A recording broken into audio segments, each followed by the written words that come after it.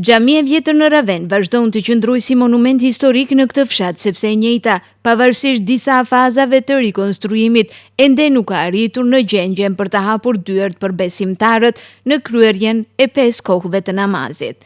Megjithatë, për këtë vit, Ministria e Kulturës ka financuar me 1,5 milion denar rregullimin e konstruksionit të 2 shemes. Për vitin e ardhshëm janë parapar disa intervenime në pjesën e minares dhe deri ka fundi i vitit 2026, ky institucion fetar pritet që t'i hap dyert për besimtarët.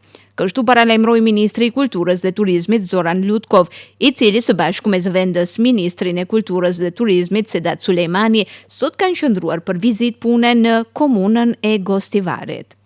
Како дел од посетите денеска изјавата ја даваме во старата xhamia во Ravен.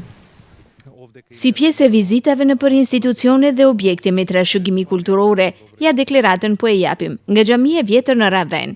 Këtu me mjete financiare është mbështetur intervenimi për më shumë herë. Për vitin 2025 kemi ndar 1,5 milion denar.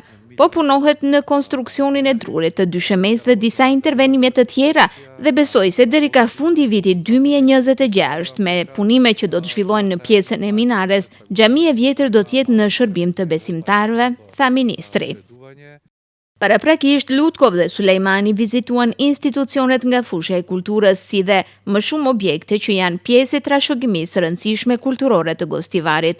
Bëhet fjalë për qendrën për kulturë, shtëpinë e Begut, shtëpinë e Ahmet Çakos, Sahat Kullën, medresen dhe kishën Shën Dimitri. Ministri vendosi theksin tek fakti që në kuadër të qendrës për kulturë funksionojnë 4 institucione, ndërsa asnjëra me kushte të mjaftueshme për punë.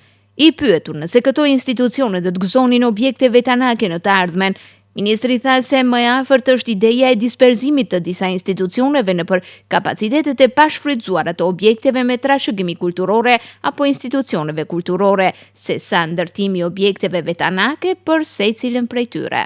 Во Центарот за култура ја имаме моментално функционира и Центарот за култура, функционира и Гостиварскиот театар, Në qendrën për kulturë funksionon edhe teatri, galeria, biblioteka, pra 4 institucione në një, e në fakt nuk plotësojnë kushtet për asnjërin.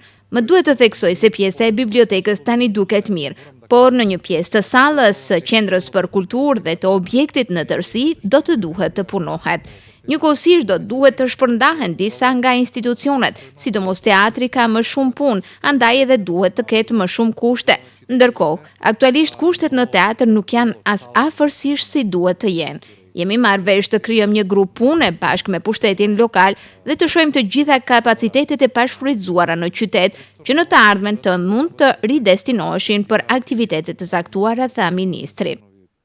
Gabimi i parë është bërë në vitin 2004 kur janë bashkuar institucionet kulturore dhe gabimi i dytë në vitin 2018 kur janë hapur institucione të reja pa pasur një analizë paraprake për objektet ku do të vendoseshin.